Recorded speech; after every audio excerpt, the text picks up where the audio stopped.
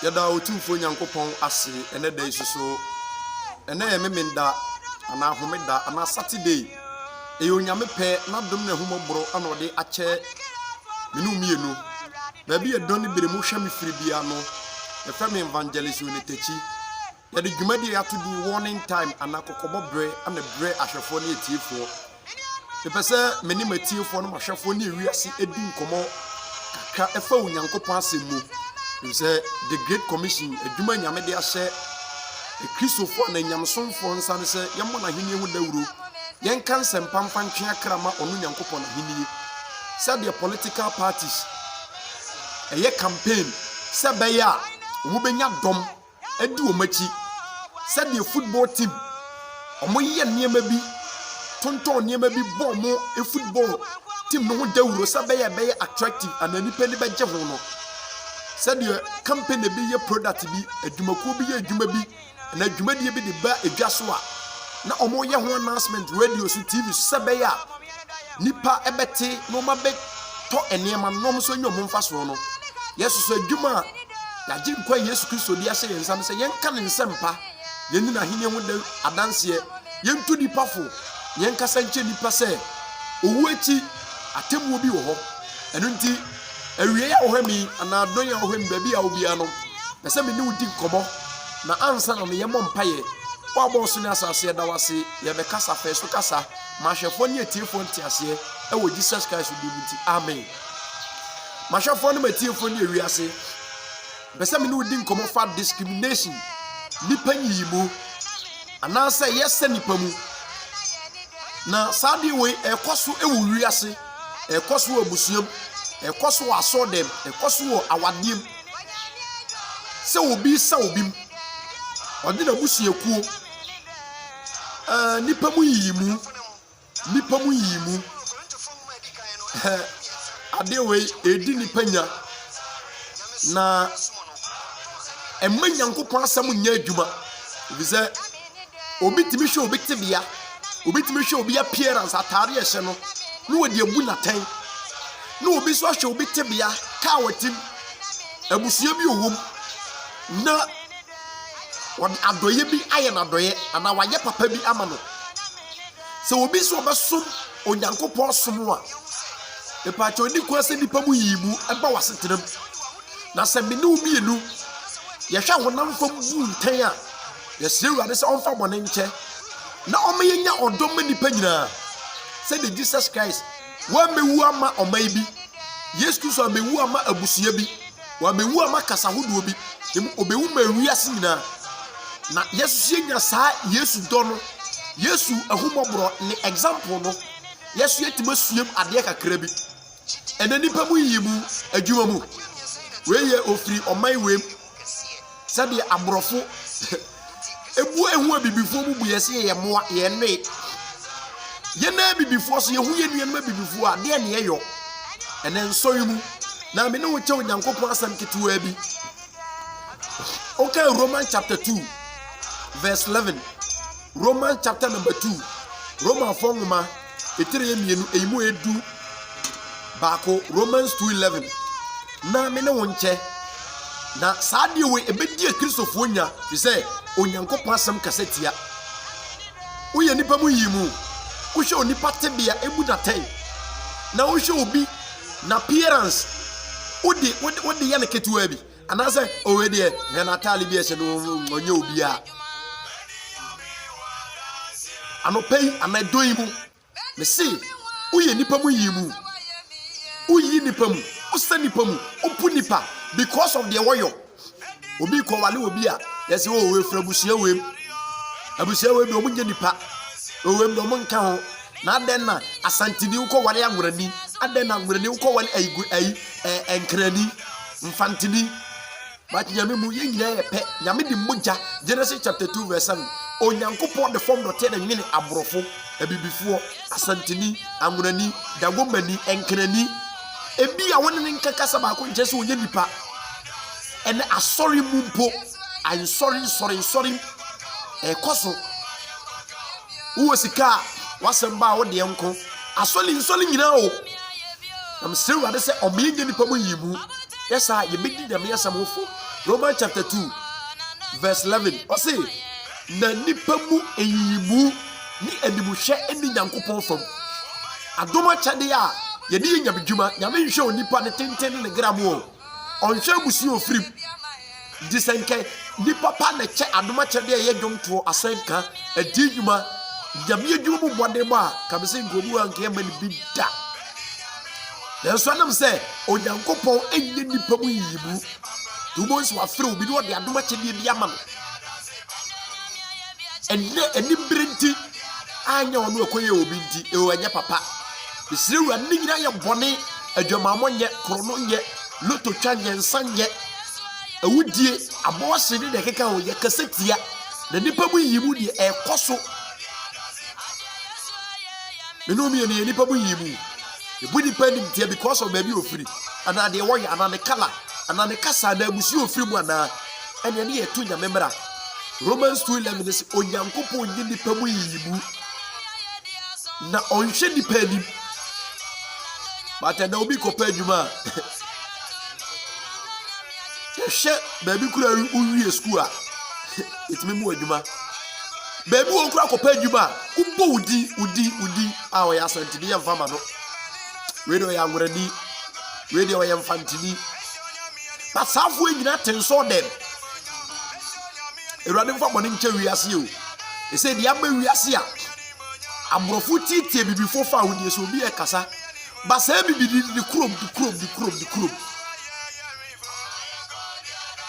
nipa mu yimu oho oye nipa mu yimu en obi kofro ka ababa kofro ka obi betra ne nchen a ohene so no ohene fam uguma ya fi akatantire oh pepe fo ni nie we mu na to abama party we mu to abama party we nipa mu yimu obi a woye nipa mu yimu favoritism and discrimination and racism. Say nipa no me pato to nya memra na won fata so ye nyamsum ni. O say Onyankopɔn eyi nipa mu na onhwe nipa nim. Romans 2:11. The pacho ne day mafutu so me ma wiase no say wo ye nipa mu yimu a me pato enye na ye bone kase zie bu nyam yesema nim tia. Acts chapter 10 verse 34. Acts chapter 10 verse 34. Osle Petro bue na no kan say no kurem anema wo se Onyankopɔn enhwe nipa anim. Onyame nhwe nipa anim o. Nyame nhwe se wo wie polytechnic, wo wie nursing training college, one more masters, one more degree. Nyame de se fata no ode ma no. Ade na menu mienu anyame aboye se esu ni su ni ban so. Nanso se abra boye kasa anye obetimi die busuoku bi atam se nyame na bobo. So far, so for me put me cassette abusuoku bi. They call themselves pastors and prophets. Favoritism, discrimination. Nipa mu yimu eni Nyankopɔn fam. Du onye di Nyankopɔn pɛ no, onu ne nyame bɔ no. Ye di oyi nipa mu. O say Petro buena no kase no kurem. Afi ni ma wo se Nyankopɔn hwe nipa anim. Demo oba bia de osu no ye de ote no, ono obegye no. Ye de etini o. Enya tribupo bi enya gini bi nyame na awreto nyina wo no nyame na ma awreto ni nyina wo no ono no obeti onipa bi akase de nnwumate obeti o mampanyirika ministers ahemfo asofo adifo tutubotonfo hwifo bantetonfo omo bi adwuma airport nyame beti obi aka nipa mu yimu na obi fra busia no don Kristo asafo mpa yes ye ba busia ko obedi eso e pa cha wo fra mi wo na fra na nyame na fra no o say afi ni mo se no kurem Acts chapter 10:34 nyame nhwe nipa nim ane na menu mi ne hwe nipa nim obi delay obi opportunity adwuma na ne de won na esenkede ma no enam ba bi ofri di emfa ma no eye marato. John chapter 7 verse 24. You heard the woman eating so. John chapter number 7 verse number 24. John chapter 7:24. ɔse mumu aten sɛdeɛ muhunu kwa na mumu aten etene nipa ne hwɛ ne tie ne wom. Do kan 1 Samuel chapter 16 verse 7. Ebere Nyankopɔn soma Samuel sa onko sra so onko Yezie fie no onko sra ne ba David no nsi ni Israel so hene no. Samuel duru fie no ohunu ni nuanom mema kesefo atenten gram kokɔ o mani mu nyam. Samuel hu was we ya nyame se da bi menhwɛ de nipa hwɛ but nipa de hwɛ de tie niwa emu obi atan because of color ananabusu ofirim na Nyankopɔn ne nipa mu yimu me sewu ade sɛ me wo bia ne edifo ebere du yesi e preach fa dwumamo ho me preach fa dwumamo ho eye ba bia na mesu ne nipa mu yimu efi a wotim ye kasa efi enu mu ba we mu de amuwa yi kwase afoi nyame ne boy nyina o ana odi woni pa bi omai bi eduedue ba bi opɛ okay Acts chapter 17:24 eba wɔse Nyankopɔn ne bɔ Adam no ma nipa nyina afiri ne mu ana wɔde amanhye atoto di omai bi wa wote so a ɛho yɛ nyunyunyu ba bi wo so ba wie bɔ nyame na na ayɛ bisewurade amanyosem nipa mu yimu ekoso abrofo yiye bibifuom ye nan ye ho bibifuo ye tentan ye ho obi ko wale ngurani a santini ko ina santini do ko wale ngurani ina santini ko wale infantini santini ko wale pepedi mame ewade mfa boni nche wiase o se maye nhwe de ye hu ye bu atenwo ye niwa. Yes, I made a mistake. Do be for me say, don't judge a book by its cover. And Shakratano and the Sendia Nahufasu, name from Watain. Ebiana Behebukuno, none title there, Susuko could be as a Bukuan or Tanaka. Some of Behebukuno Abuku Tantanta with it. With the Romanian Fekra, but Ube Fo Ube Kain Bukudesino, when the young Sunday is free. Don't judge a book by its cover. And sheni party be mu na ten e bi abrante na maame na abofo na obu na ten no utitere bia na obeye bibi kase bi Jesus say yen no nipa nyira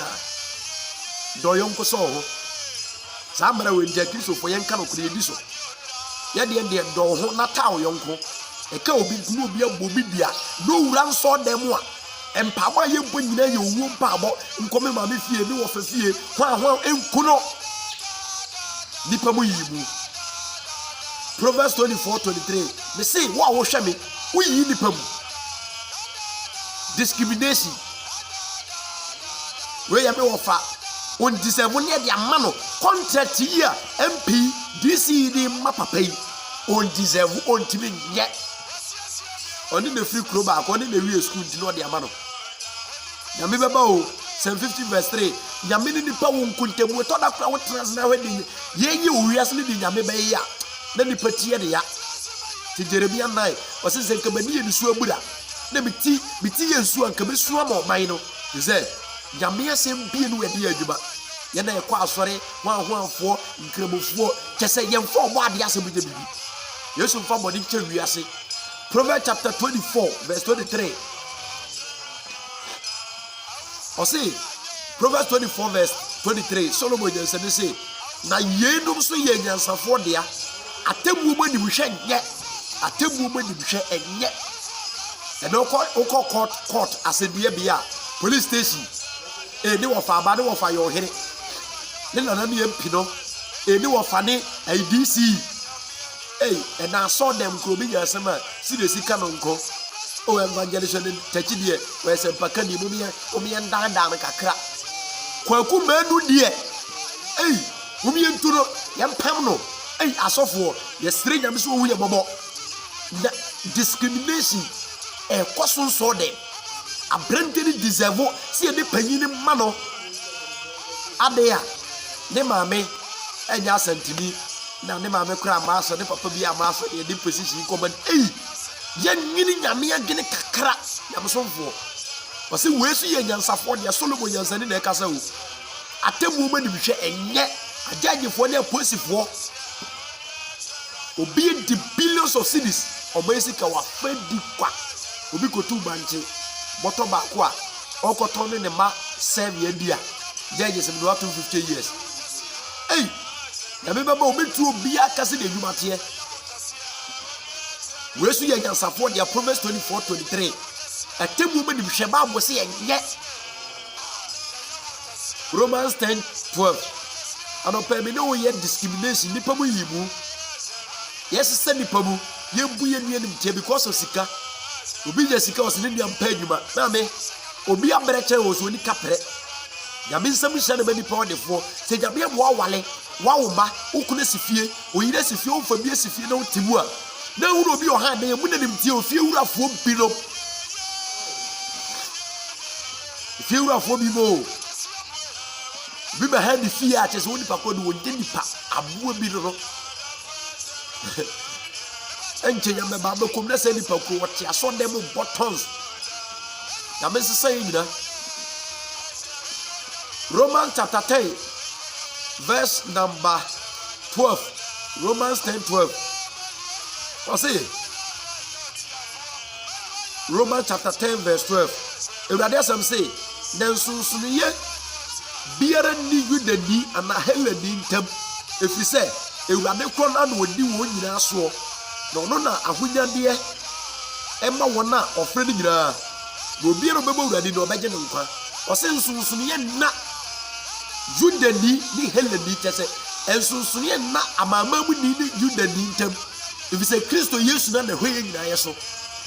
ha na ye nyame na hwe no so enyi a mistake is am ya santini o enyi obi mistake so kwaya amunani enyi obi mistake so we ayi jakatini ne Ewurade na aye ne saa die nyina be hie o Kristo mu a enka nipadua baako honhom baako Ewurade baako den so adan ne mpapabu ne kisosumu we mu ye hwanhwanfo we mu e do obi kreative gaso obi nkwa sole yo wonya nkwa me pato na beje nkwa una kobu atan na dem fa bone nche yedi wono na ya ade nyina odo 1 Corinthians chapter 13 odo he obi betimi ya chade tusu no oni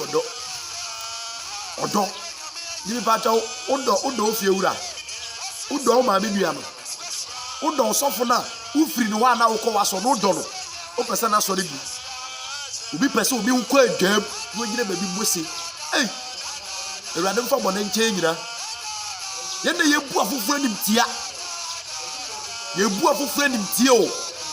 ade ya won kaye kasa do nye nipa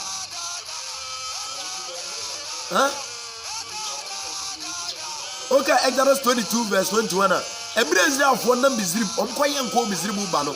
onyankopon na metumi su koyi obu firi nkoasugbo na nyankopon kira asem bi ade papa Exodus 22 verse 21 osi ohoho de mo bone tribode na nso mo nhane so e do obi ni mo bi a besi obu ni sa akwa obi kasa keke firi no ba cheze obehye bize otunya me abode ho me ma me bangwale pepe ni da ni ne mawu ba pepe ni yede pepe ni ka die ho dia na wakoto odi pepe ni ya wacha na wo de o ka be gire okoto adi adana ngase pepe ni ya wacha de wodi Ewurade wu ye bobo onfa bone ncheye da nipa mu yimu ye besa de part 2 oba we ye part 1 ebrenti me see we obi oyi nipa mu discrimination in church, discrimination in families, discrimination in workplaces. Nipa mu yibu political party ya ma hwa fo be die so and I saw them so yes ya ma pepe ni be die so onipa omo nipa da yebo nipa da o to see it me sanipa bitimi tu obi wa aboye kasa na so ka bi wo ye nipa na wa ye dey moje wo mu de bia de wo mu ya me baba onye di o die koso wi asem ya me di da wo bitu obi aka said Yuma is if fatie. Now, what you want to say?